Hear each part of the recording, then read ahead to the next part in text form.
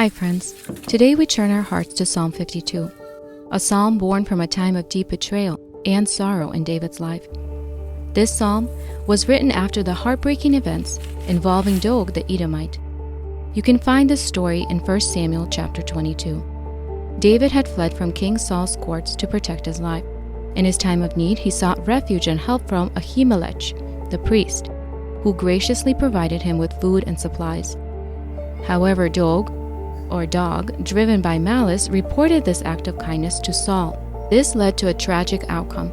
Saul ordered the brutal execution of Ahimelech and all the other priests, with Doeg himself doing the slaughter, because no other of the king's officials were willing to strike the priests of the Lord. And so Psalm 52 is David's heartfelt response to this treachery, which lay heavily upon his heart.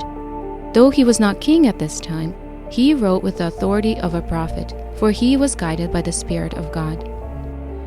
He expresses grief, he denounces evil, and most importantly, he reaffirms his trust in God's unfailing goodness.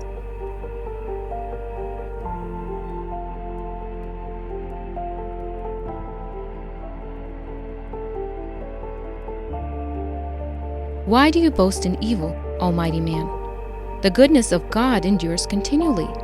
Your tongue devises destruction, like a sharp razor working deceitfully.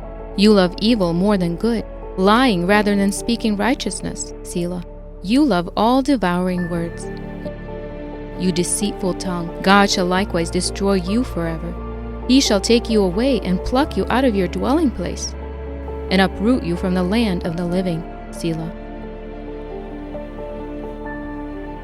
David begins by confronting Doeg's boastful wickedness. He asks, "Why do you boast of evil, you mighty hero?" Despite Doeg's position of power, his actions are not commendable, but rooted in a love for evil and falsehood.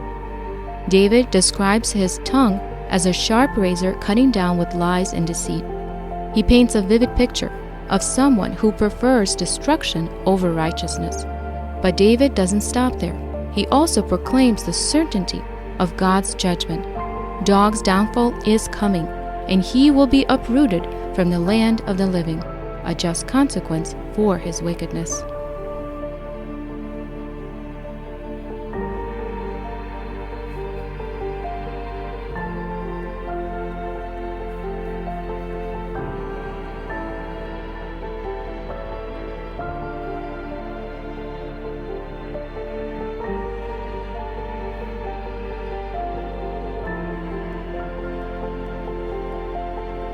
The psalm continues with verses 6 and 7, where David then shifts his focus to the response of the righteous.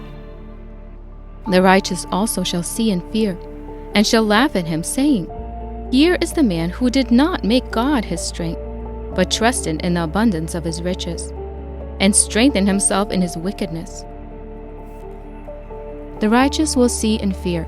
They will laugh at you, saying, "Here now is the man who did not make God his stronghold." This isn't laughter rooted in cruelty, but a recognition of the folly in trusting wealth and wickedness over God. The righteous understand that true security is not found in earthly riches or power, but in the strength that comes from relying on God.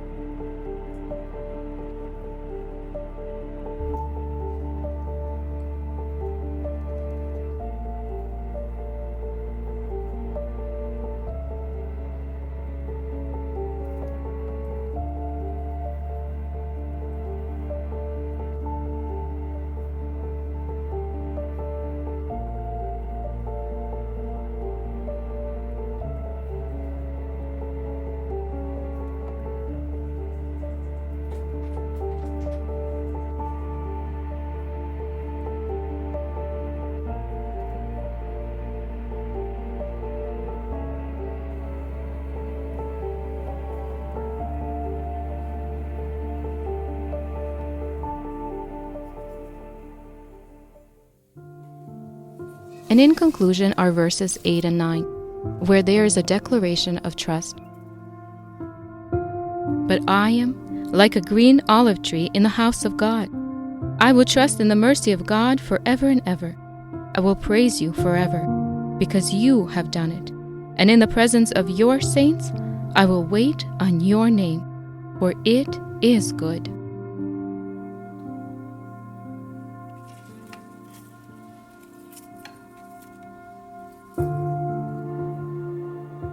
In contrast to the fate of the wicked, David likens himself to a green olive tree flourishing in the house of God. This beautiful imagery symbolizes stability, growth, and fruitfulness, all rooted in the soil of God's unfailing love. David declares, "I trust in God's unfailing love forever and ever." Despite the sorrow and betrayal he'd faced, his heart remains anchored in God's mercy. He commits to praising God continually and waiting in hopeful expectation, knowing that God's name is good and his justice is sure.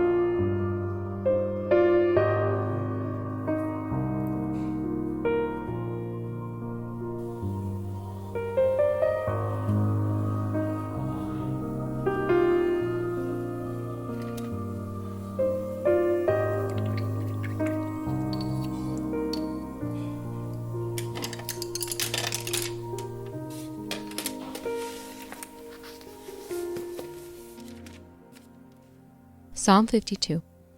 For the director of music, a maskil of David. When Doeg the Edomite had gone to Saul and told him, David has gone to the house of Ahimelech. Why do you boast of evil, you mighty hero? Why do you boast all day long, you who are a disgrace in the eyes of God? You who practice deceit, your tongue plots destruction. It is like a sharpened razor. You love evil rather than good, falsehood rather than speaking the truth. You love every harmful word, you deceitful tongue. Surely God will bring you down to everlasting ruin. He will snatch you up and pluck you from your tent. He will uproot you from the land of the living. The righteous will see and fear. They will laugh at you, saying, Here now is the man who did not make God his stronghold, but trusted in his great wealth and grew strong by destroying others. But I am like an olive tree, flourishing in the house of God.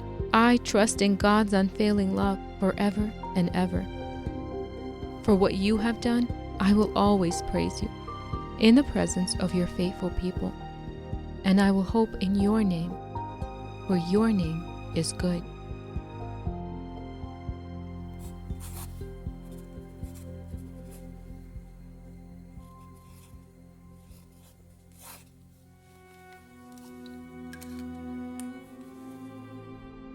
Psalm 52 speaks across the ages, reminding us that while wickedness may seem to prevail for a time, it is fleeting. The true source of strength and stability doesn't come from power, deceit, or wealth, but from a deep, abiding relationship with God. David's psalm is both a stern warning against the path of evil and a gentle invitation to place our trust in God's mercy. It reassures us that God's justice will ultimately triumph, and those who trust in Him will flourish like olive trees in His presence.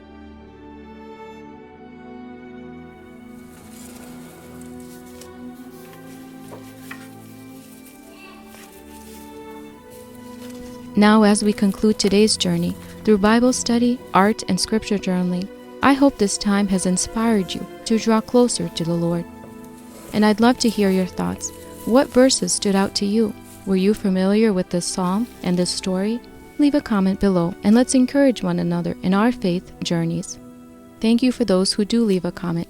They continue to be a great source of encouragement to me. If you are interested in the detailed commentary, please see the link in the description box. And as always, may God bless you as you seek Him and glorify Him in all that you do. See you next time.